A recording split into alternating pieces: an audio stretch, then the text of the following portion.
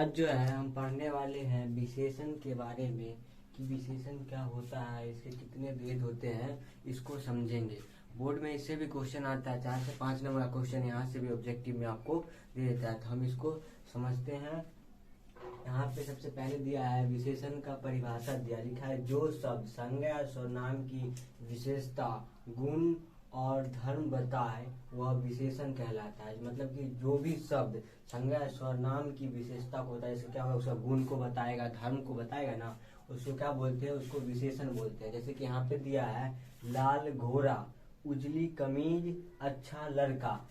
ठीक है, तो यहाँ पे जो है ये जो लाल घोड़ा जो है और ये उजली कमीज और अच्छा लड़का, यहाँ पे जो है ये जो लाल है ना, लाल क्या हो गया, विशेषण हो गया, और ये घोड़ा क्या हो जाता है, ये हो जाता है संज्ञा। ठीक है, यहाँ जो उजली जो है ये हो जाएगा विशेषण और कमीज किसमें चला जाएगा, संज्ञा में। यहाँ पे दिया अच्छा लड़का, लड़का यहाँ पे विशेषण हो गया, और जो अच्छा है, जो लड़का यहाँ पे जो हो गया वो संज्ञा हो गया, और अच्छा जो है यहाँ पे वो हो गया आपका विशेषण हो गया। ये था इसका उदाहरण। उसका लिखा है विशेष्य क्या होता है उसको समझते हैं। यहाँ पे लिखा है लिखा है विशेषण जिस शब्द का विशेषता बताता है उस संज्ञा शब्द को विशेष्य कहते हैं। मतलब कोई भी ऐसा शब्द जिसका विशेषता बताएगा वह संज्ञा शब्द को क्या कहते हैं, विशेषण कहते हैं। जैसे कि यहाँ पे एग्जाम्पल में क्या दिया, एग्जाम्पल में दिया है तेज लड़का। क्या दिया है, तेज लड़का। तो यहाँ पे जो है ना, तेज शब्द जो है वो क्या है, विशेषण है, और यहाँ पे जो लड़का जो है, वो जो लड़का जो है वो क्या है, लड़का विशेष्य है। लड़का क्या है यहाँ पे, विशेष, लड़का जो है यहाँ पे क्या है, विशेष्य है।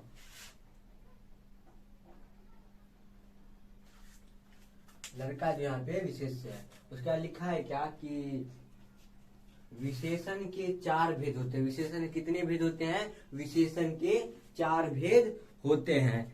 उसके बाद यहाँ पे लिखा है सबसे पहला भेद का नाम दिया है गुणवाचक विशेषण। क्या दिया है सबसे पहले, गुणवाचक विशेषण। लिखा है क्या, संज्ञा या सर्वनाम के गुण, दोष, रूप, रंग, आकार, प्रकार, स्थान, काल, दशा, स्थिति, शील, स्वभाव, स्वाद, गंध आदि का बोध कराने वाले शब्द को गुणवाचक विशेषण कहलाता है। जो ऐसा शब्द का प्रयोग जहाँ जहाँ पे आएगा, जैसे कि हो गया गुण हो गया, दोष हो गया, रूप हो गया, आकार हो गया, प्रकार हो गया, ये सब जहाँ पे आपको देखने को मिलेगा वो शब्द किस में चला जाता है, वो कौन सा विशेषण हो जाता है, वो हो जाता है गुणवाचक विशेषण। जैसे कि यहाँ पे उदाहरण दिया है, जैसे कि सरल हो गया, भला हो गया, कुशल हो गया, उचित हो गया, पवित्र हो गया, साफ। ये क्या है, ये सब किसका, अगर किसी के साथ लगा रहेगा ना तो उसके गुण को दर्शाएगा। किसको दर्शाएगा, उसके गुण को दर्शाता है। यहाँ पे दिया है कुटिल, जटिल, बुरा, लाचार, उसका लिखा अनुचित,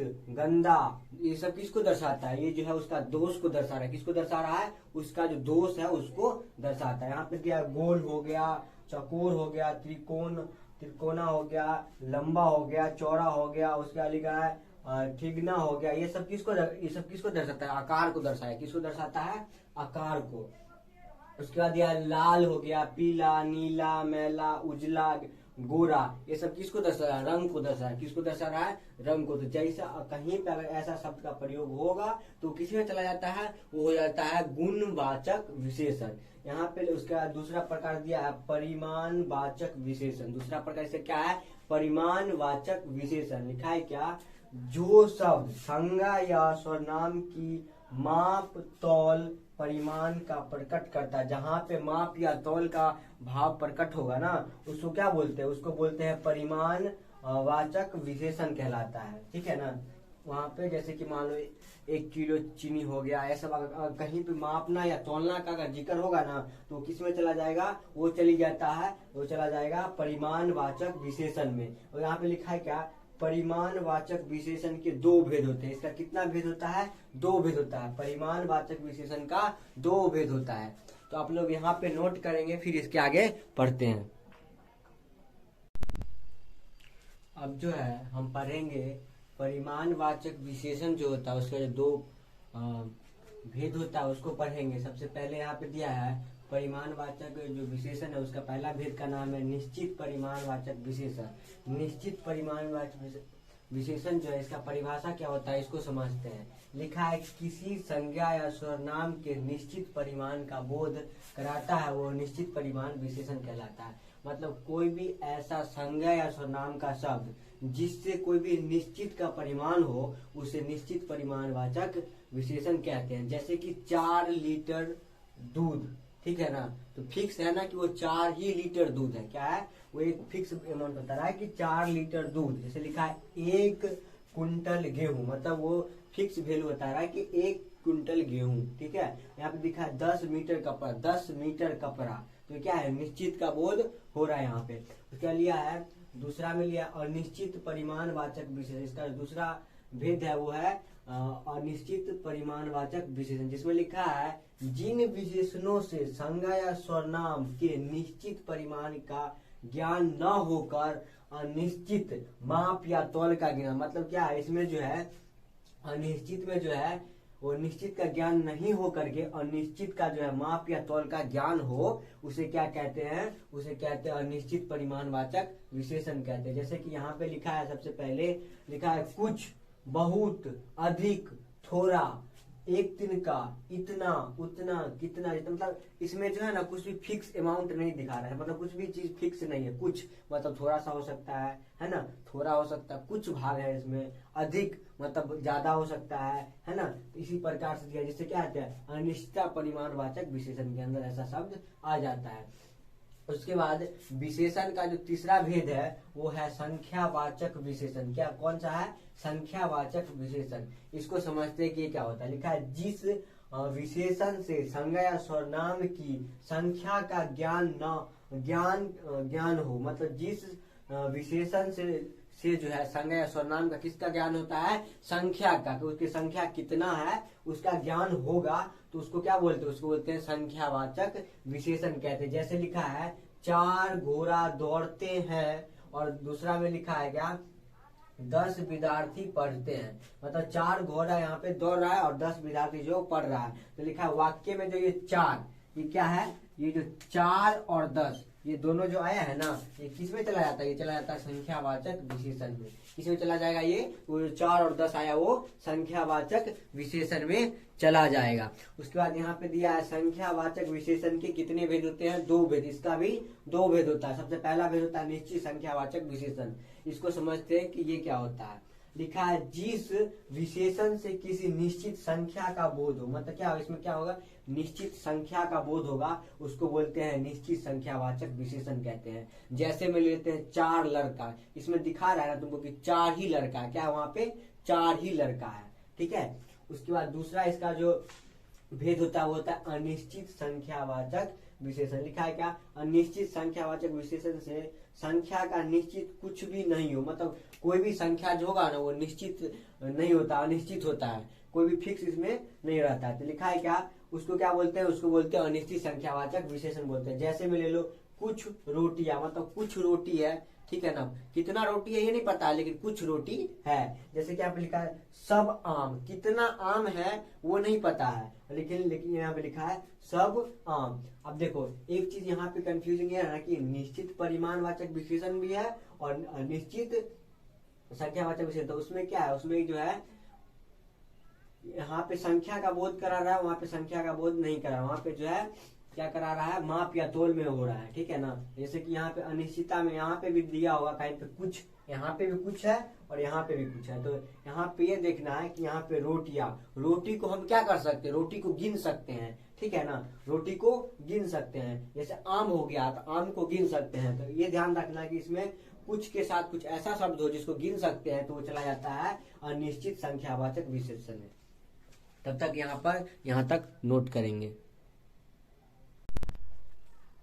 अब जो है हम पढ़ने वाले हैं विशेषण का जो चौथा भेद है उसको। चौथा भेद कौन सा है, चौथा भेद है सर्वनामिक विशेषण। कौन सा है, सर्वनामिक विशेषण। इसकी परिभाषा क्या होती है, क्या होता है, इसको समझते हैं।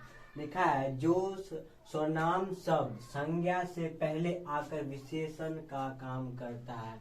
मतलब कोई भी वाक्य दिया रहेगा उसमें है ना कि सबसे पहले संज्ञा से जो पहले है सर्वनाम शब्द जो है वो आकर के उस समय जो किसका काम करता है, विशेषण का काम करता है, उसको क्या बोलते हैं, उसको बोलते हैं सर्वनामिक विशेषण कहते हैं। क्या कहते हैं, सर्वनामिक विशेषण कहलाता है। क्या कहलाता है, सर्वनामिक विशेषण कहलाता है। ठीक है ना, यहाँ पे छूट गया।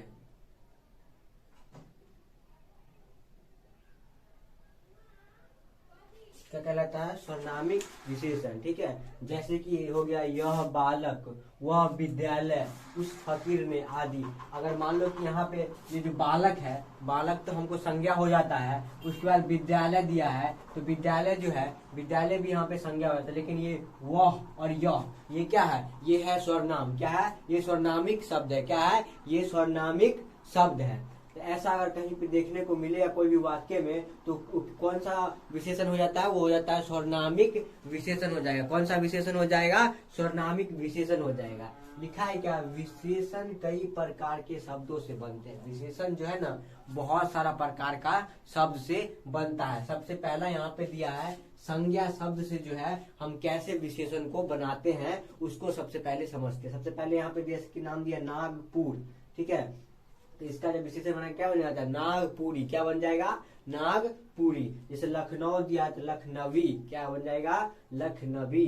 आदर का आदरणीय, उसके बाद धन का धनी, तो ये क्या बन जाएगा, ये संज्ञा शब्द से ये बन जाता है। उसके बाद दूसरा है सर्वनाम शब्द से कैसे बनता है उसको समझते हैं। सबसे पहले जैसे कि मैं से बन जाएगा मुझसा। उसके बाद वह से बन जाएगा वैसा। आप से बन जाएगा आपसा। जैसे यह का बन जाएगा ऐसा। ठीक है, ये किसका है, ये सर्वनाम शब्द से विशेषण ऐसे बनता है। उसके बाद तीसरा में दिया है क्रिया से कैसे बनता है उसको समझते हैं। किस दिया है, पहला दिया है चलना। क्या दिया है, चलना। चलना मतलब यहाँ पे इसका विशेषण बनेगा, क्या बन जाएगा, चालू।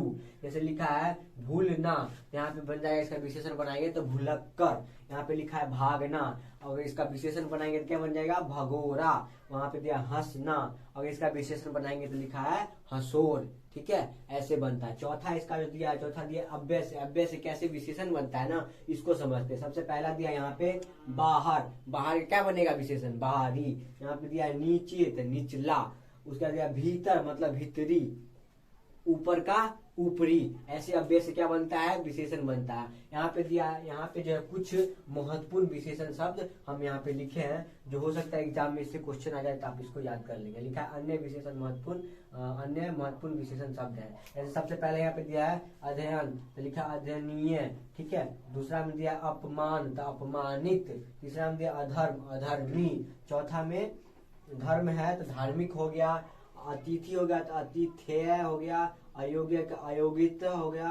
अनुवाद का अनुदित। ऐसे ही करके जो है इतना इम्पोर्टेंट हमने जो भी विशेषण हमको लगा हमने आपको लिखाया है। तो ये आपको कैसा लगा कमेंट में बताइएगा। वीडियो कैसा लगा आपको, सारा समझ में आया या नहीं, कमेंट करके बताइएगा। अगर आपको वीडियो अच्छा लगा तो अपने फ्रेंड को शेयर करें और लाइक करें और सब्सक्राइब करें हमारे चैनल को।